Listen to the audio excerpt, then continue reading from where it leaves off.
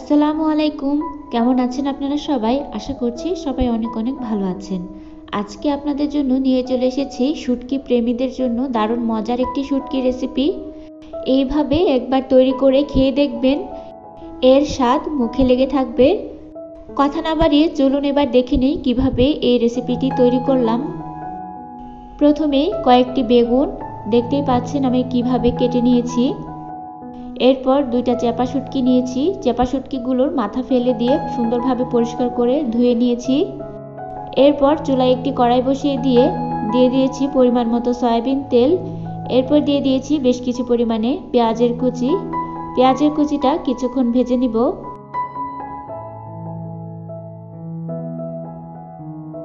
পেঁয়াজের কুচিটা কিছুক্ষণ ভেজে নেওয়া হয়ে গিয়েছে। এ পর্যায়ে দিয়ে দিব 1 চা চামচ পরিমাণ রসুন বাটা। এরপর দিয়ে দিব হাফ চা চামচ পরিমাণ জিরা বাটা। এবার বাটা মশলাগুলো তেলের সাথে কিছুক্ষণ ভেজে নিব, যাতে বাটা মশলার কাঁচা ভাবটা চলে যায়। এ পর্যায়ে দেখতেই পাচ্ছেন বাটা মশলাটা সুন্দরভাবে ভাজা হয়ে গিয়েছে। এবার দিয়ে দিব স্বাদ মতো লবণ, দিয়ে দিব হাফ চা চামচ পরিমাণ হলুদ গুঁড়ো। এরপর দিয়ে দিব 1 চা চামচ পরিমাণ মরিচের গুঁড়ো। এখানে মরিচের গুঁড়োটা একটু বাড়িয়ে দিয়েছি।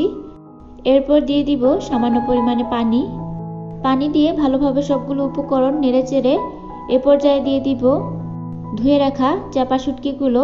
এবার চাপা শুটকিটা দিয়ে কিছুক্ষণ মশলাটাকে ভালোভাবে কষিয়ে নিব। চাপা শুটকিটা গলে গিয়েছে দেখতেই পাচ্ছেন। এ পর্যায়ে চাপা শুটকির যে কাঁটা রয়েছে সে কাঁটাগুলো ফেলে দিব। আর চাপা শুটকিগুলো এভাবে আগে দেওয়ার কারণ হলো এই কাঁটাটা তুলে ফেলতে সহজ হয়, এতে করে খাওয়ার সময় কাটার কোনো ঝামেলা থাকে না। দেখতেই পাচ্ছেন এভাবে আমি কাঁটাগুলো তুলে নিচ্ছি। কাঁটাগুলো তোলা হয়ে গেলে এ পর্যায়ে দিয়ে দিব কেটে পরিষ্কার করে ধুয়ে রাখা বেগুনগুলো দিয়ে সবগুলো উপকরণ ভালোভাবে নেড়েচেড়ে দিতে হবে। সবগুলো উপকরণ ভালোভাবে নাড়াচাড়া হয়ে গেলে এ পর্যায়ে দিয়ে দিব সামান্য পরিমাণে পানি, যাতে বেগুনগুলো সুন্দরভাবে সেদ্ধ হয়ে যায়। আর পানিটা খুবই সামান্য দিতে হবে, যাতে বেগুনটা ভালোভাবে সেদ্ধ হয় এই পরিমাণে পানিটা দিতে হবে। পানি দিয়ে সবগুলো উপকরণ আবারও ভালোভাবে উল্টে পাল্টে নেড়েচেড়ে দিয়েছি। এ পর্যায়ে বেশ কিছু পরিমাণে কাঁচামরিচ দিয়েছি। ঝালের পরিমাণটা আপনাদের ইচ্ছে মতো দিবেন। অনেকেই ঝাল খেতে পছন্দ করেন, আবার অনেকেই ঝাল খেতে পছন্দ করেন না, তাই ঝালের পরিমাণটা আপনারা আপনাদের টেস্ট অনুযায়ী দিয়ে নেবেন। এ পর্যায়ে দেখতে পাচ্ছেন পানিটা অনেকটা শুকিয়ে গিয়েছে আর বেগুনগুলো সেদ্ধ হয়ে এসেছে। এইভাবে ভর্তা ভাজির পানিটা একদম শুকিয়ে নিতে হবে। এই রেসিপিতে পানি থাকলে কিন্তু খেতে ভালো লাগবে না। দেখতেই পাচ্ছেন কতটা লোভনীয় হয়েছে। পানিটা একদম শুকিয়ে গিয়েছে আর তেলটা উপরে ভেসে উঠেছে। আজকের এই চাপা শুটকি দিয়ে বেগুনের রেসিপিটি আপনাদের কাছে কেমন লেগেছে কমেন্ট করে জানিয়ে দিবেন। এইভাবে আপনারা বাসায় একবার হলেও ট্রাই করে দেখবেন, আশা করছি আপনাদের কাছে অনেক ভালো লাগবে।